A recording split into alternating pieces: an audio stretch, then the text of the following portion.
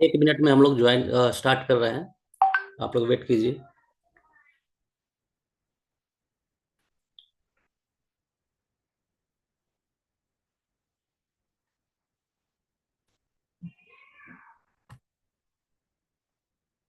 हाँ अभिषेक, एक बार चेक कर लीजिए, आपको अनम्यूट कर दिया गया है। बाकी सभी लोग म्यूटेड रहेंगे पूरे सेशन के during.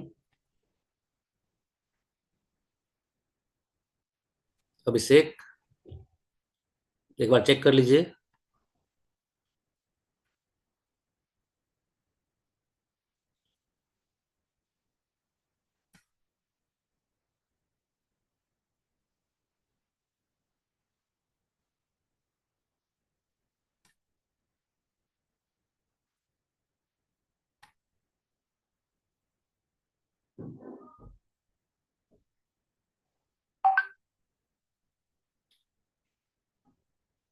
Okay okay, wait wait कर रहे हैं।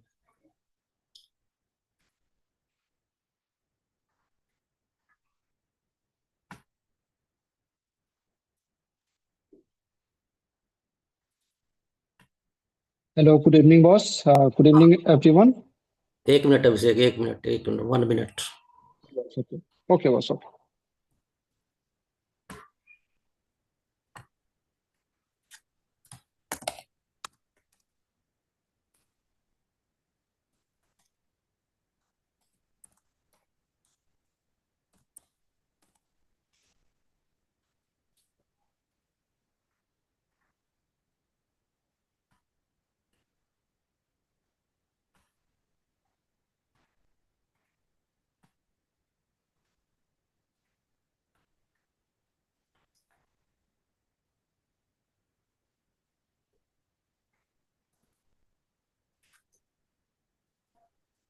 चलिए, काफी लोग जुड़ रहे हैं, जुड़ते जा रहे हैं। और सभी लोग शेयर कीजिए इस लिंक को, सभी के लिए ओपन है। जहां तक हो सके शेयर कीजिए, व्हाट्सएप ग्रुप में या फिर कहीं भी। तो चलिए स्टार्ट करते हैं। हमारे साथ जुड़े हैं आज नेहरू कॉलेज से डॉक्टर अभिषेक कुमार सिंह, जिन्होंने AIA PGT 2024 में AIR 12 हासिल किया है, ऑल इंडिया रैंक 12। और वो आज हमारे साथ AIA PGT की तैयारी से जुड़े अपने सभी एक्सपीरियंस शेयर करेंगे और एसेंशियल टिप्स भी देंगे। लास्ट में हम लोग कुछ क्वेश्चंस भी कर लेंगे। उससे पहले जानते हैं कि उनका क्या अनुभव है और कैसे तैयारी किया जाए लास्ट मंथ ऑफ एग्जाम्स में। ठीक है, वेलकम अभिषेक कुमार, डॉक्टर अभिषेक, बताइए। Thank you, boss.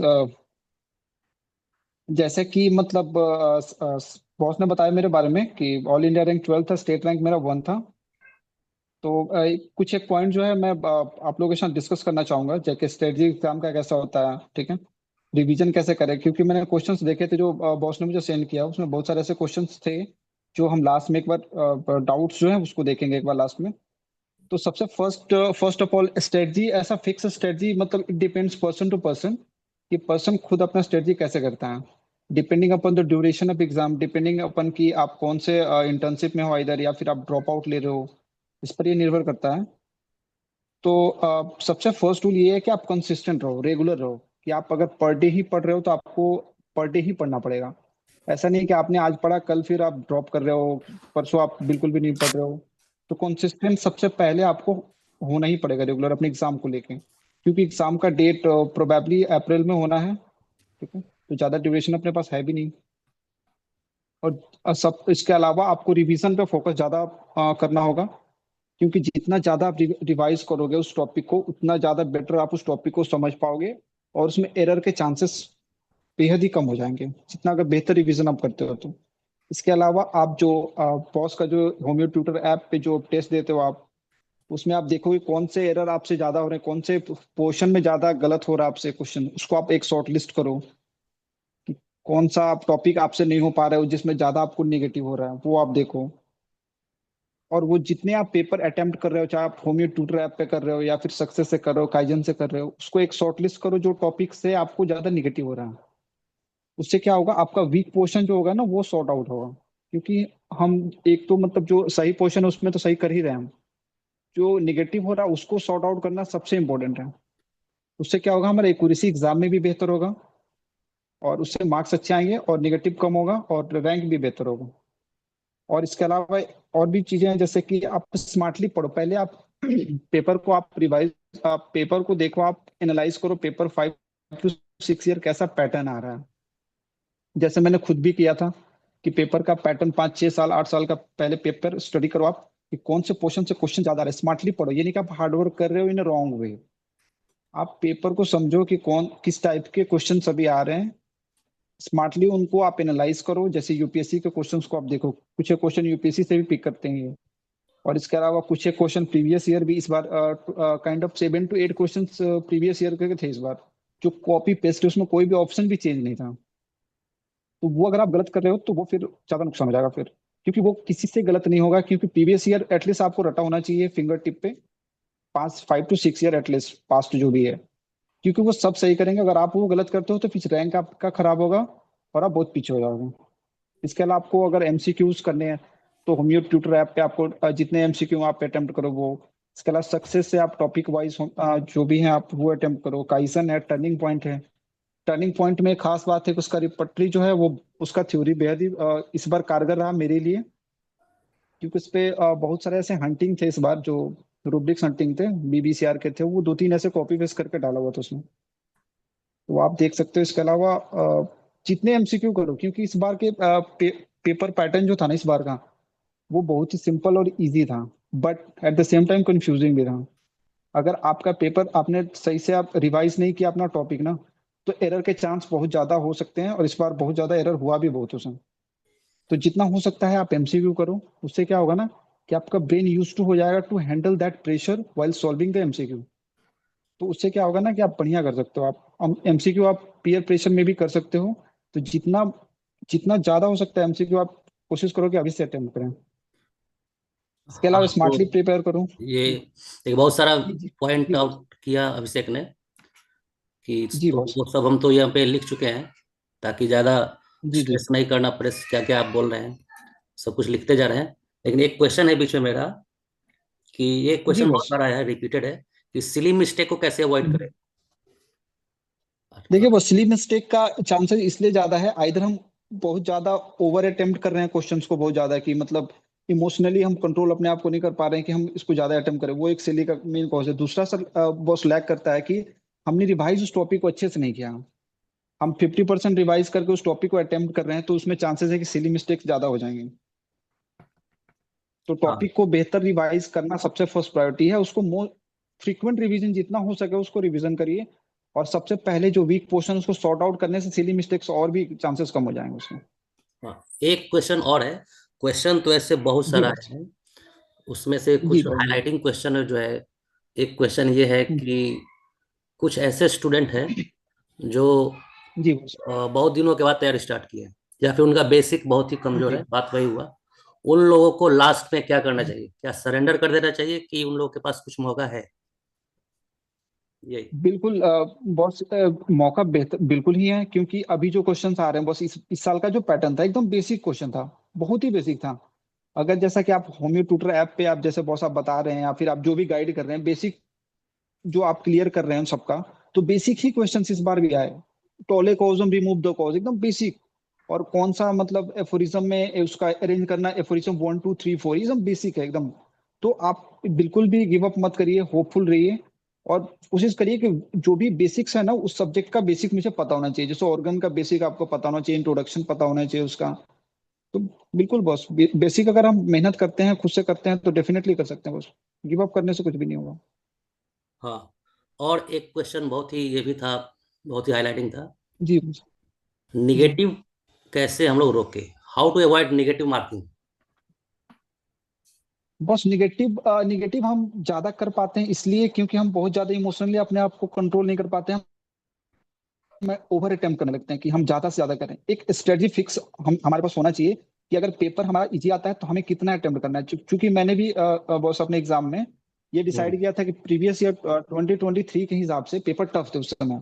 तो मेरा हम्म। ये था कि 100 के अराउंड ही अटेम्प्ट करना, उससे ज्यादा नहीं करना है, कि मतलब 90 के अराउंड, क्योंकि कट ऑफ कम ही ज्यादा हाँ, था पिछले पिछले मतलब प्रीवियस ईयर कंट्रोल के करना है, अकॉर्डिंग। आप कितने क्वेश्चंस जी लगा जी। रहे हैं। पर इस बार क्या हुआ कि boss at the time of examination मैंने देखा कि पेपर बहुत ही इजी आ रहा है, मतलब उतना टफ भी नहीं है जैसा मैंने ना। सोचा था 2023 के हिसाब से। तो हाँ, उस इस बार हिसाब से मुझे अपना अटेम्प्ट बढ़ाना होगा। जी हम्म। अगर अटेम्प्ट हम नहीं बढ़ाते हैं तो वो क्या होगा, रैंक एक लिमिटेड रैंक में हो जाएंगे, और वो फिर उतना स्कोरिंग भी नहीं होगा, क्योंकि अगर पेपर इजी है तो लोग अटेम्प्ट भी ज्यादा करेंगे, तो रैंक भी कहीं ना कहीं और आगे जाएगा, कटअप भी आगे जाएगा। तो पेपर को पहले at the time of examination आप एनालाइज करिए कि पेपर डिफिकल्ट है कि इजी है। अगर इजी है तो डेफिनेटली थोड़ा रिस्क लीजिए, पर हाँ वैसा रिस्क मत लीजिए जिसके बारे में आपको बिल्कुल भी नहीं पता है। वो लीजिएगा तो फिर निगेटिव ज्यादा होगा। जिसमें श्योर है आपकी, यहाँ 50-50, अगर चार ऑप्शन में दो ऑप्शन अपने रिमूव कर दिया ऑलरेडी, दो ऑप्शन में आपको डाउट है, तो थोड़ा बहुत आप अगर उस टॉपिक के बारे में पता है तो ले सकते हैं, नहीं तो अगर ऐसा ब्लाइंडली लीजिएगा तो फिर तो निगेटिव बहुत ज्यादा होगा, रैंक खराब होगा और बहुत पीछे हो जाइएगा। हाँ, ये ब्लाइंड अटेम्प्ट नहीं करना है, यही ना? जी जी बिल्कुल, ब्लाइंड और अटेम्प्ट इमोशन नहीं को करना। कंट्रोल करना है बस कि हाँ जी, इमोशनली एकदम आपको थोड़ा स्टेबल रहना है कि हम ओवर जॉय नहीं हो जाएं, पहले पेपर देख के ओवर जॉय हो जाएंगे तो फिर और भी निगेटिव हो जाएगा, हम देख नहीं पाएंगे, क्वेश्चन को पढ़ नहीं पाएंगे। इसलिए माइंड को थोड़ा स्टेबल करके एक एक क्वेश्चन, इजी क्वेश्चन को भी अच्छे से पढ़ना है, क्योंकि हो सकता है उसमें पूछ रहा होगा कि इफ नॉट, या फिर वो नेगेटिव एस्पेक्ट पूछना चाह रहा हो, हम जान रहे हैं कि हाँ उसका वही होता तो हम पॉजिटिवली लगा देंगे उसको। तो एक्सेप्ट भी पूछ रहा तो वो भी पढ़ना है कि हाँ एक्सेप्ट हाँ, है उसमें। तो कभी ओवर कभी जॉय नोट नहीं वाला होना, इमोशनली नहीं पढ़ थोड़ा पाते कंट्रोल ना, कर। जी जी जी बॉस, हाँ हाँ हाँ बॉस। है ना? ओवर जो होने के कारण या फिर ओवर एक्साइटेड होने के कारण। जी जी, जो उसमें क्या एक्सेप्ट हम नहीं पढ़ पाते हैं, या फिर उसमें जो नोट नहीं पढ़ पाते हैं, उसके कारण क्या होता है कि वो गलत हो जाता है, जबकि इस पेपर वो क्वेश्चन एकदम ही जी था, आप इजीली कर सकते थे, लेकिन चूंकि आप थोड़ा ध्यान से आपने नहीं पढ़ा उसके कारण वो एरर हो गया। और वो एक 4 नंबर बहुत ज्यादा डिफरेंस क्रिएट कर सकता है, क्योंकि खुद मेरे साथ भी ऐसा हुआ है कि एक नंबर से मेरा 2-3 रैंक का डिफरेंस आ गया, तो काइंड ऑफ थोड़ा लास्ट में वो लगेगा आपको फिर। हाँ, देखिए, एक हमारे बहुत ही रेगुलर कंसिस्टेंट स्टूडेंट है, शुभम दीक्षित, जी बहुत ही अच्छे स्टूडेंट है ये, हिमाचल प्रदेश से है। जी जी तो उनका भी एक जी सर। क्वेश्चन था। तो उनका ये क्वेश्चन है, बहुत दिनों से क्वेश्चन पूछ रहा है कि मेटेरिया मेडिका को कैसे हम लोग ग्रैब करें। मेटेरिया मेडिका बहुत ही फॉरगेटिंग होता है, जी जी। बताइए। बॉस एक्चुअली मटेरियल मेरा बहुत ही वीक था, एकदम वीक था। जब आपसे ट्यूशन कर रहे थे तो आप तब भी देखे होंगे, मेरा मटेरियल बेहद ही खराब हाँ था, हाँ। बहुत ज्यादा। उसमें मुझे लगा कि थोड़ा बहुत ज्यादा मेहनत करने का नीड है। तो आप जो मॉड्यूल से, आप जो स्टार्टिंग में मॉड्यूल कराते थे जो ट्यूशन में, तो हम्म। मॉड्यूल जो था होम्योकोल का, मैंने पूरा ही रट दिया था, वो जो जितने सारे सिम्टम्स, जैसे फीमेल या फिर जो भी नोज हुआ, जो भी जैसे भी सिम्टम्स थे ना, हम्म। वो मॉड्यूल का पूरा ही मैंने ऑलमोस्ट पूरा ही रट लिया था। मटेरियल ऐसा है कि आपको डेली पढ़ना पड़ेगा।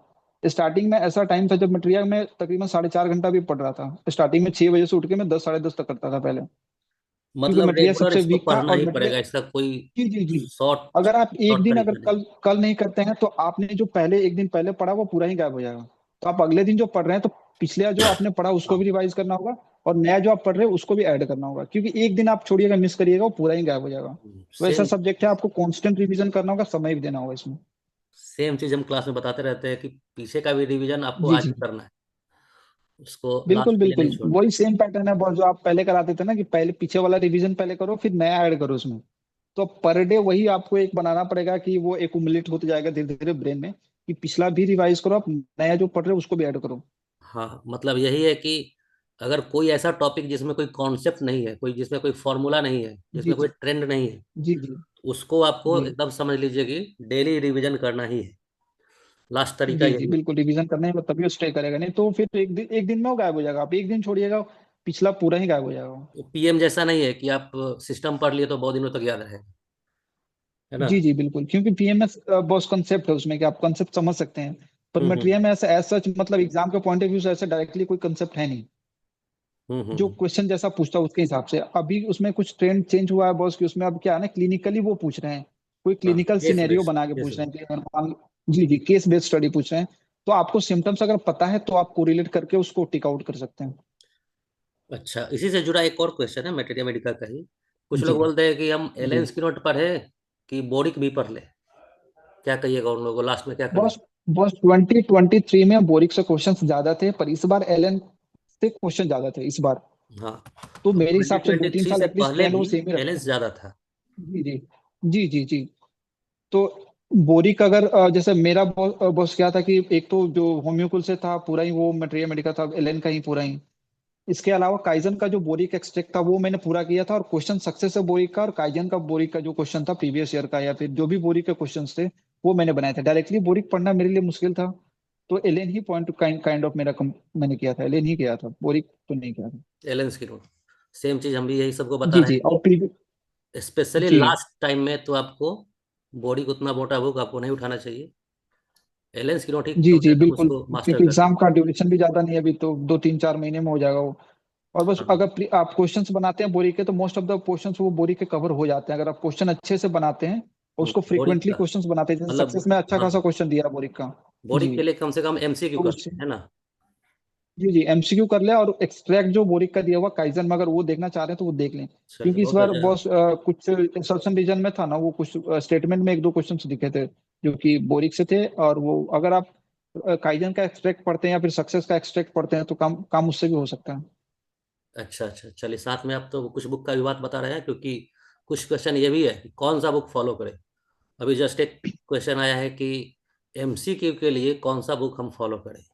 एमसीक्यू के लिए बताइए। बस सबसे सुप्रीम बुक है सक्सेस काइजन, टर्निंग पॉइंट, इससे सक्सेस का इसके एग्जाम। अलावा क्या ही बुक है। हाँ, बुक भी क्योंकि ज़्यादा है सब नहीं। लोग यही करते हैं।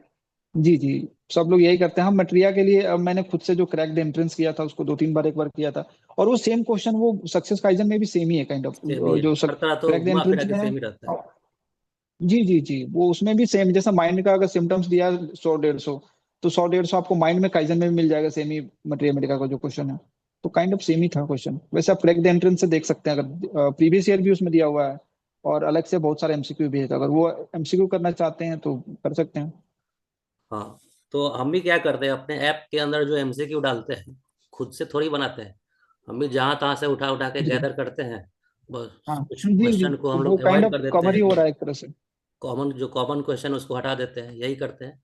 सबको हम यही जी बताते भी हैं जी। कि एमसीक्यू के लिए हम्म बहुत सारा बुक भी नहीं है।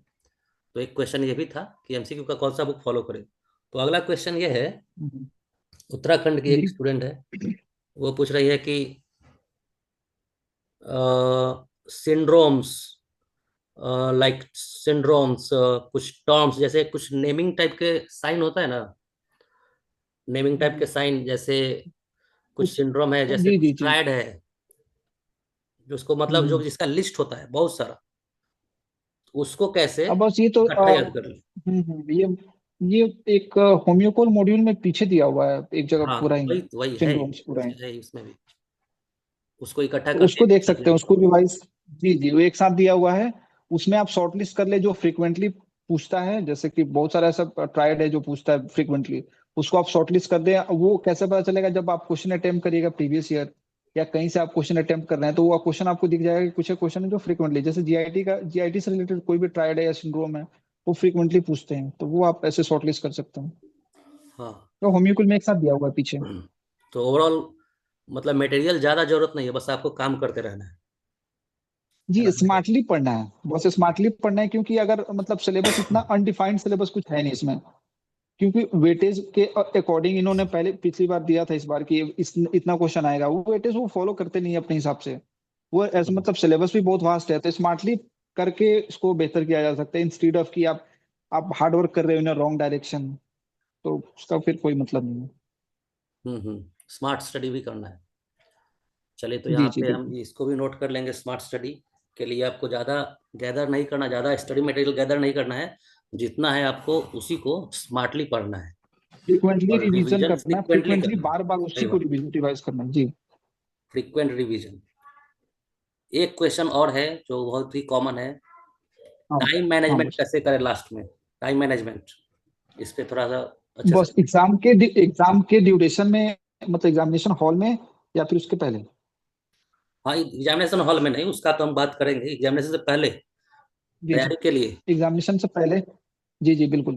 तो बहुत अच्छा है, ऐसा है कि मतलब पहले आप, जैसे कि आपका वीक पोर्शन कैसा है उस पे आपको ज्यादा काम करने की जरूरत है। जैसे कि हाँ, अगर आपका, जैसे कि 2 4 ऐसे सब्जेक्ट हैं, जैसे फोरेंसिक हो गए, पीएम पीएसएम ऑप्स गायनी, ये मैक्सिमम ऑफ द पोर्शन ये कवर करते हैं लाइड में। और होम्योपैथी पार्ट में आपको मटेरिया, फिर फार्मेसी, फिर रिपट्री, रिपट्री हो गया, ये सब, मतलब जितने ज्यादा आप नंबर ऑफ क्वेश्चन, ये कुछ एक 6 7 को ऐड करिएगा तो सबसे ज्यादा क्वेश्चन इससे आते हैं। तो अच्छा। इनको तो आपको फ्रीक्वेंट रिवीजन करना है। कौन इनको कौन सा छह फ्रीक्वेंट सात रिवीजन है, करना थोड़ा है, बता मटेरियल को दीजिए, बता दीजिए कुछ फिर से। बस एलाइड में फोरेंसिक हो गया, आपको पीएम हो गया, पीएसएम हो गया, ऑप्स गायनी हो गया, ये मैक्सिमम ऑफ द क्वेश्चंस को ये कवर कर रही हैं।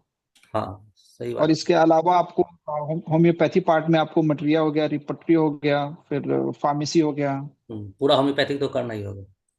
जी, होम्योपैथी तो आपको करना है क्योंकि क्वेश्चन तो बराबर ही आ रहे हैं। हाँ। ऑलमोस्ट इस बार तो इक्वल ही था बस, मतलब एक दो क्वेश्चन आगे पीछे था वैसे, मतलब ऑलमोस्ट बाकी हम्म। Question, number of question equal ही थे। तो टाइम मैनेज में ये करना है कि आपको मटेरिया, चूंकि सबसे मतलब इसमें हार्ड वर्क ज्यादा चाहिए, तो इसको थोड़ा ज्यादा समय दीजिए आप मटेरिया को पढ़ने में। और आप ऐसा देखिए कि आपका कौन सा सब्जेक्ट वीक है, जो जैसे पीएम आप नहीं कर पा रहे हैं, पीएम आपका कम मतलब वीक पोर्शन है आपका, तो उसके हिसाब से आप टाइम डिस्ट्रीब्यूट करिए कि पीएम को हम ज्यादा फ्रिक्वेंटली अपने रूटीन में शामिल करें, क्योंकि पीएम से क्वेश्चन आते हैं। और ऐसे क्वेश्चन आते हैं, अगर आप उसको अच्छे से पढ़ रहे हो, कंसेप्ट है आपके पास, तो वो सही हो जाएगा। उसमें मतलब गलत होने के, एरर होने के चांसेस कम है अगर आप अच्छे से उसको पढ़ रहे हो। तो टाइम अपने वीक पोर्शन के हिसाब से टाइम को डिवाइड करिए, उसके अकॉर्डिंगली आप उस पर वर्कआउट करिए उसको। हाँ, सही बात है वही। मतलब वीक पॉइंट को पहले उठाना है, क्योंकि टाइम कम है। जी और ज्यादा जो कॉन्सेप्चुअल जी उसको ज्यादा पढ़ना है। जी बिल्कुल। ठीक है। और भी क्वेश्चन है। क्वेश्चन ये है कि एलाइड को ज्यादा पढ़े कि होम्योपैथिक पार्ट ज्यादा पढ़े, ये बताइए, इसके बारे में बताइए। वो- और ये पर्सन टू पर्सन डिपेंड करता है कि आपका कौन सा पोर्शन अच्छा है, क्योंकि मेरा जिनका पर्सनली कोई बहुत अच्छा नहीं एलाइड है, मुझे एकदम पसंद बेसिक था। जो जीरो पे है, उनको क्या करना चाहिए? बस उनको तो मतलब कहीं ना कहीं एक मतलब एक डिवीजन क्रिएट करना चाहिए कि हम, जैसे होम्योपैथी पार्ट तो स्कोरिंग होता है, क्योंकि वो मतलब जितने अगर 10,000 बच्चे बैठ रहे हैं, तो उसमें 8,000 बच्चों का तो चांसेस है कि होम्योपैथी पार्ट अच्छा ही होगा। हम्म। तो होम्योपैथी पार्ट तो आपको मस्ट करना ही है, उसमें आप लैक नहीं होना चाहिए आपका, जैसे चाहे वो मटेरिया हो, चाहे रिपटरी हो, या फार्मेसी हो, चाहे कुछ भी हो, आपको होम्योपैथी पार्ट तो आपका स्ट्रांग होना ही चाहिए। वो तो अब वो चूंकि अब बहुत से स्कोरिंग भी है, अगर आप उसको अच्छे से पढ़ रहे हो होम्योपैथी पार्ट, तो उसमें आप स्कोर कर भी सकते हैं। हाँ, और ज्यादा एलाइड फोकस में इसका आप मतलब जैसे कि, होम्योपैथी पे करना है। जी, और उसके साथ साथ एलाइड के जो स्कोरिंग टॉपिक है, जैसे फोरेंसिक से बहुत इस बार क्वेश्चन एकदम ही इजी क्वेश्चन था, दो तीन क्वेश्चन था और एकदम ही इजी था। तो आप उस अकॉर्डिंगली आप प्रिपेयर कर सकते हो। पीएसएम से भी क्वेश्चन अच्छे अच्छे थे, जो बायोमेडिकल बेस्ड से क्वेश्चन थे दो तीन, वो भी अच्छे हाँ। अच्छे क्वेश्चन थे, वो स्कोरिंग क्वेश्चन थे। और पीएम में भी क्वेश्चन बहुत थे, जो कि प्रीवियस ईयर के दो तीन क्वेश्चन थे। तो आप होम्योपैथी पार्ट प्लस एलाइड के जो स्कोरिंग, जो सब्जेक्ट हैं, जैसे पीएम पीएसएम हो गया, ऑप्स गाइनी से भी इजी जो क्वेश्चन थे, तो उसको आप शॉर्ट लिस्ट करके ऐसे आप प्रिपेयर कर सकते हो। चलिए, तो मतलब एलाइड में भी कुछ ऐसा पोर्शन है जिसको पहले पढ़ा जा सकता जी, है ना? आप ये ऐसे नहीं हो सकता कि आप एलाइड बिल्कुल भी छोड़ के होम्योपैथी पार्ट से आप सिलेक्ट हो जाएंगे, थोड़ा मुश्किल है बॉस ये। हाँ हाँ। क्योंकि अभी कट ऑफ जिस हिसाब से जा रहा है, उससे एलाइड आप एलाइड को छोड़ के अगर होम्योपैथी पार्ट ही कर लेते तो उससे कुछ होगा नहीं, वैसे खास कुछ होगा नहीं उससे। और अगर हम चाहें कि एलाइड में भी कुछ पढ़े, तो एलाइड में कौन सा पार्ट होगा? जी वो तो आपने बताया कि एफएमटी, पीएम, पीएसएम, गायनियोस। इसमें से अगर कुछ कोई एक दो जी उठाना चाहे तो लास्ट में, तो ये तो नहीं हो सकता है पूरा। कुछ ऐसे कैंडिडेट है जो लास्ट अभी जो 2 महीना या फिर 2.5 महीना बचा हुआ है, उसमें एलाइड पढ़ना चाहे, जी तो जी। कौन सा दो या एक सब्जेक्ट उठाए? वो एफएमटी उठाए या फिर पीएम, पीएसएम, कौन सा उठाए? बस एफएमडी से नंबर ऑफ क्वेश्चंस थोड़े कम हैं, तो आप पीएम और पीएसएम आप और ऑप्स गाइनी उठा सकते हो। फोरेंसिक अगर, चूंकि इस बार क्वेश्चंस जो थे इजी थे, तो अगर आप थोड़ा बहुत होम्योकुल का मॉड्यूल भी आपने पढ़ा हुआ है, तो उससे कवर आउट हो जाएगा ऑलमोस्ट थोड़ा बहुत। क्योंकि इस बार मतलब बहुत ही बेसिक क्वेश्चन था, फोरेंसिक का उतना कुछ खास नहीं था। पीएम पीएसएम ऑप्स गाइनी अगर आप कर रहे हैं, तो बस थोड़ा बहुत कवर हो सकता है इससे। चलिए, और इसमें अभी हम एक इन्फॉर्मेशन आपको देते हैं कि आपका सेशन सुनने के लिए बहुत सारे लोग अभी लाइन में है, लेकिन जूम ऐप उसको जी अलाउ जी। नहीं कर रहा है। 100 से ज़्यादा वो ले ही नहीं रहा है। अच्छा 100 अच्छा पहुंच जी। गए हैं। जी जी। देखिए, आपका जी जी। बहुत अच्छा, आपका स्टूडेंट है आपके साथ जुड़े हुए। जी जी। तो यहाँ पे कुछ और क्वेश्चन है। टाइम का कमी तो जी जी। आपका है ही, अगर टाइम का ऐसे ऐसा हम्म। कुछ होगा तो बताइएगा। कुछ ऐसा हाँ कुछ बस एक एक और। और, एक में इसमें, जी जी हम बताते हैं बस। एक्चुअली इसमें बस एक और एक क्वेश्चन थे कि मेमोरी इश्यू, इनको लग रहा है कि एग्जाम में वो याद आएगा नहीं आएगा। मैं देखा था आपने जो क्वेश्चन भेजा था, हाँ हाँ, क्या था तो बताइए। उस विषय में स्टूडेंट्स को बताना चाहूंगा मैं कि ये मतलब एक, अभी जो आप प्रिपरेशन स्टेट में हो, तो एक पैनिसिटी बॉडी में मतलब लगता है कि हाँ, पता नहीं हम मेहनत कर रहे हैं, हो नहीं रहा है, पॉजिटिवली याद हो रहा है नहीं हो रहा है। ये आप बिल्कुल भी फियर मत करो। आप वर्क हार्ड करते रहो, जैसे मेहनत करो करते रहो। ये बिल्कुल मत सोचो कि वो मुझे याद होगा नहीं होगा, मैं भूल जाऊंगा नहीं होगा, एग्जाम में याद आएगा नहीं आएगा, ये बिल्कुल भी मत सोचो। आप मेहनत करो, क्योंकि जब आप क्वेश्चंस देखोगे ना, तो आपने अगर पढ़ा, उसको फ्रिक्वेंटली रिवाइज किया है, तो वो लिटरली आप उसको टिक आउट, करेक्ट ही टिक आउट करोगे। वो खुद ब खुद आपके ब्रेन में सेट, आपको लग रहा है कि नहीं याद है, वो आप पैनिक हो, परेशान हो, थोड़ा से नर्वस हो, वैसा लग रहा है, उससे बिल्कुल भी पैनिक नहीं होना है। आप मेहनत करते रहो, वो खुद ब खुद आपको एग्जाम में याद आ जाएगा। चलिए, बहुत अच्छा आपका जो भी था बात, हम सब कुछ यहाँ पे लिख दिए हैं। और बहुत ही ये जी हेल्पफुल जी। और एसेंशियल और बहुत ही ये जरूरी होगा एग्जाम के लिए, जो भी टिप्स आपने बताया। तो लास्ट में आप जी ये जी। बताइए, एक क्वेश्चन मेरा लास्ट है, जी क्योंकि आपका भी टाइम थोड़ा कम ही है यहाँ पे। एक क्वेश्चन मेरे पास ये है, नेगेटिव थॉट्स के बारे में और स्ट्रेस के बारे में। एक क्वेश्चन ये है, स्ट्रेस को कैसे बस नेगेटिव स्ट्रेस, थॉट्स जो आता है। बस नेगेटिव थॉट्स तो मतलब ये एक तो एक तरह से चेन ऑफ थॉट्स है। अगर आप उस विषय में ज्यादा सोच रहे हैं तो कहीं ना कहीं वो उसका एक चेन बनते जाएगा, आप उसको बार बार सोचेंगे, ब्रूडिंग करेंगे अपने ब्रेन में। तो कहीं ना कहीं ऐसा करना है कि आप ऐसा फोकस होके काम करो कि अब 2-3 महीने की बात है, 4 महीने की बात है, 4-5 महीने तक आप थोड़ा सा ईमानदारी से खुद से मेहनत करो। इन सब थॉट्स को थोड़ा आप नेग्लेक्ट करो कि 3-4 महीने की तो बात है, 3-4 महीने आप एकदम लग जाओ ऐसा। और कहीं ना कहीं अगर आप मेहनत कर रहे हो, बॉस मैंने खुद भी देखा ये चीज कि अगर आप मेहनत कर रहे हो, कंसिस्टेंट हो, खुद से ट्रूथफुल हो, तो रिजल्ट्स बेहतर ही आता है। अगर आप बार बार खुद से रिजल्ट को लग रहा है कि नहीं खराब आएगा, नहीं आएगा, वैसे नहीं आएगा, ये आपका पार्ट ही नहीं है सोचने का। आप अपने एंड से मेहनत करो, थॉट्स को हम्म। डिस्कार्ड करो, हार्ड वर्क करो, कहीं ना कहीं एट द एंड वो बेटर रिजल्ट होगा। ये मैं अपने दावे के साथ कर सकता हूँ कि बेहतर रिजल्ट ही होगा। आप ये थॉट्स अपने दिमाग में बिल्कुल भी नहीं लाओ, नर्वस बिल्कुल भी नहीं होना है। थॉट्स मेरे दिमाग में भी आता था कि हाँ क्या होगा, नहीं होगा, रैंक कितना आएगा, नहीं आएगा। तो पैनिसिटी ये जनरलाइज्ड है, ये सबको ही आता है, पर कोशिश करना है कि उस चेन ऑफ थॉट्स को ब्रेक करना है और उसको हम्म। अपना सिलेबस रिवाइज करने में, उसको पढ़ने में, टॉपिक को समझने में स्पेंड करना है। इंस्टीड ऑफ कि आप उस चीज को बार बार सोच के आप अपना अपना टाइम भी बर्बाद कर रहे हैं, आप पढ़ाई भी नहीं कर रहे हैं। तो 3-4 महीने की बात है, 3-4 महीने के लग के हमें उसे उसको कंप्लीट करना है, बस यही दिमाग में होना चाहिए। हमारा गोल यही होना चाहिए कि it's a matter of 3-4 months only, after hmm. That everything will be fine. मतलब खुद से ही थॉट को डेवलप करना है और पॉजिटिव थॉट्स को लाना है बिल्कुल। खुद से। जी जी। तो अच्छा, ये दो क्वेश्चन और लेंगे जो आपसे जुड़ा हुआ है, इसलिए डायरेक्टली जी आपसे जुड़ा हुआ है, इसलिए पूछना है, थोड़ा जरूरी है। जी कुछ बस। लोग पूछ रहे हैं कि आपका ब्रांच कौन सा है और आपका स्टाइपेंड कितना है नेहरू कॉलेज का। इस पे आप बताना चाहें तो अच्छा, बताइए। बिल्कुल बिल्कुल बस। मेरा ब्रांच है प्रैक्टिस ऑफ मेडिसिन, और स्टाइपेंड नेहरू का बहुत ही डिसेंट है। आई थिंक पूरे इंडिया में इससे बेहतर कॉलेज भी मेरे हिसाब से नहीं है पर्सनली, क्योंकि मेरे पास बहुत से ऑप्शन थे, जो भी कॉलेज चाहता था मैं ले सकता था। हम्म। Nehru is the one of the finest college with relation to everything like patient and all, और फैकल्टी के हिसाब से। और स्टाइपेंड भी बहुत से यहाँ डिसेंट है। स्टाइपेंड फर्स्ट ईयर में तकरीबन ऑन हैंड 1 lakhs है, ऑन हैंड 1 lakhs, अच्छा। प्लस एचआरए कट जाता है। मतलब टोटल 118 या 120 के राउंड है बॉस। अच्छा। उसमें एचआरए कट के 1 lakhs वन एंड मतलब ऑन हैंड आता है ये। और प्रोबेबली नेक्स्ट ईयर से वो हर साल बढ़ता है 2-3 हजार ऐसा। अच्छा, तो मतलब हमको तो लगता और है कि ये इंडिया में सबसे ज्यादा वहीं का है। जी जी बिल्कुल बॉस, नंबर ऑफ पेशेंट के हिसाब से, आईपीडी के हिसाब से, ओपीडी के हिसाब से, एवरीथिंग के हर एस्पेक्ट में अच्छा, Nehru is one of the best and number of finest number college. Of वहाँ पे पेशेंट्स भी सबसे ज्यादा है ना। हाँ, और नंबर ऑफ पेशेंट इतने हैं कि पर पीजीटी के हिसाब से मोर देन 20, पर पर अच्छा, और एमडी पीजीटी के स्टूडेंट हिसाब से। More than 20 plus, could be 30 also. एक ओपीडी में 100-150 प्लस ऐसे पेशेंट एक ओपीडी में, बस ऐसे 14 ओपीडी है टोटल। अच्छा अच्छा, ये सीट कितना है पीजी का वहाँ पे। पीजी के सीट्स अभी बस टोटल 9 है। अभी मे बी रिपटरी में 2-3 सीट और ऐड होने वाला है, तो तो मे बी कंपटीशन टफ है फ्यूचर में वहाँ भी एक्सपेक्ट एडमिशन कर रहे लेने हैं। के लिए।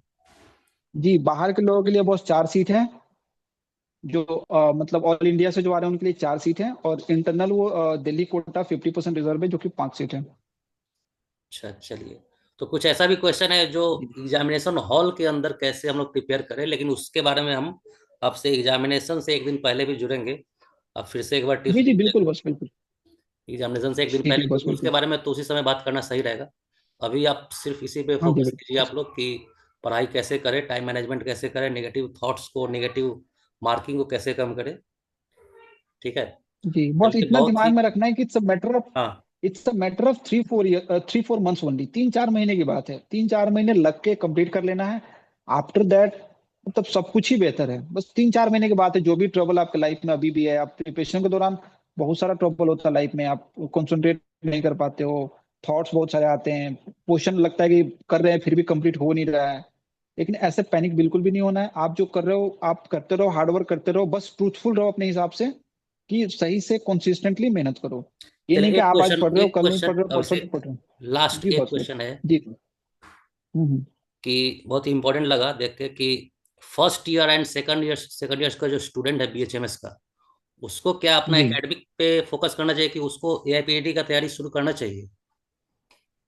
बस मेरे हिसाब से पहले एकेडमिक ज्यादा इंपॉर्टेंट है स्टार्टिंग में, क्योंकि आप अगर आप फाइनल ईयर से भी प्रिपेयर कर रहे हैं, जैसे मैंने किया था, फाइनल ईयर से ही प्रिपरेशन में थोड़ा बहुत मतलब लग गए कंसंट्रेट थे। करना स्टार्ट किया। हम्म। तो हाँ, एकेडमिक बेहतर होना भी बहुत बहुत इंपॉर्टेंट है। कहीं ना कहीं वो एकेडमिक जो आप पढ़ रहे हो वो भी एक सेम ही सिलेबस है आप एआईपीजीटी के लिए भी। क्या अलोंग तो विथ कर पहले सकते हैं कि एकेडमिक ज्यादा नहीं, साथ इंपॉर्टेंट। साथ कर सकते हैं? हाँ बस, लेकिन मतलब उस वे में नहीं कि जैसे कि कल ही आपका एग्जाम है आप पूरा पढ़ रहे हो, वैसे नहीं। अच्छा, आप वैसे स्लोली नहीं आप पढ़ना। एकेडमिक पे भी देख लो। जी।